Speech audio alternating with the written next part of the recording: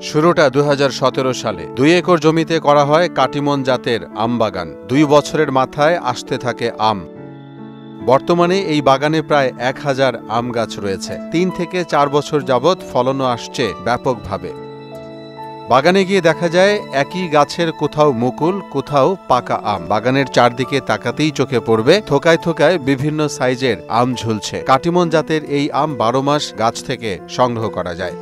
আমি দীর্ঘদিন ধরে ইউটিউবে এবং মানুষের মুখে শুনে এসেছি যে ১২ মাসে নাকি আম পাওয়া যাচ্ছে। আমি নিজে এই বাগানে আসলাম দেখার জন্য, তো বাগানটা দেখে আমার খুবই ভালো লাগলো। এই বাগানের আম খাইতে অনেক সুস্বাদু। আমাকে খেতে দিছিল, খাইয়ে টেস্ট করে দেখলাম আমটা খুবই মিষ্টি।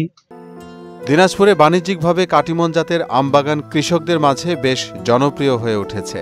এই কাটিমন আম ১২ মাস সংগ্রহ করা যায় বলে এর চাহিদা রয়েছে বিশ্বজুড়ে। তবে দিনাজপুরের বিরলে বাণিজ্যিকভাবে ১২ মাসি কাটিমন আমের বাগান গড়ে তুলেছেন কৃষক মমিনুল ইসলাম। দিনাজপুর জেলায় শুধু বিরল উপজেলায় প্রায় ১০ একর জমিতে ১২ মাসি কাটিমন আমের বাগান রয়েছে। আমাদের বিদেশে খুব চাহিদামূলক এই আমটা একটু, আর কাঠিমন আম আমাদের বাংলাদেশে দিতে পারি না, এত সুস্বাদু। বাংলাদেশের সব এগুলা নিয়ে চলে যাচ্ছে। বর্তমানে আমি আম বিক্রি করতেছি এখন একটা খুব ভালো দামে ১২,০০০ থেকে ১৪,০০০ টাকা মন হিসাবে বিক্রি করতেছি।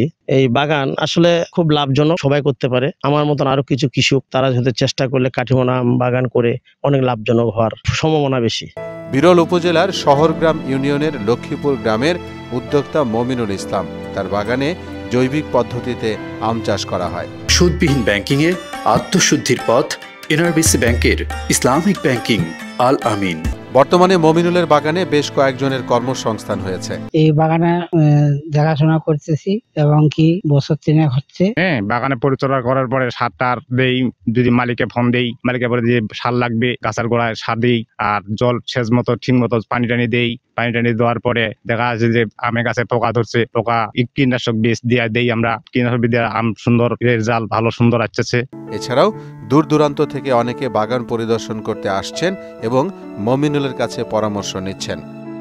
স্থানীয় কৃষি কর্মকর্তা জানান, এই অঞ্চলের মাটি কাটিমন আমের জন্য বেশ উপযোগী। তাই বাগান বাড়ানোর জন্য কৃষকদের উদ্বুদ্ধ করার পাশাপাশি সার্বিক সহযোগিতা দিচ্ছে কৃষি বিভাগ। আমাদের কৃষক বা কৃষি উদ্যোক্তা যারা আছেন তাদেরকে আমরা প্রশিক্ষিত এমনভাবে করেছি যার ফলে এই বাগানটির আম যেন রপ্তানিমুখী করতে পারেন, এমনকি রপ্তানি না হলেও এদেশে যেন সুপার শপ কিংবা ভালো যে কাস্টমারগুলো রয়েছে, ভোক্তা রয়েছে, তাদের টেবিল পর্যন্ত পৌঁছাতে পারে। আমি মনে করি যে এটি একটি অত্যন্ত বড় উদ্যোগ এবং কৃষি সম্প্রসারণ অধিদপ্তরের একটি সফল কার্যক্রম হচ্ছে রপ্তানিযোগ্য আম উৎপাদনের এই প্রকল্প এবং এই কার্যক্রম।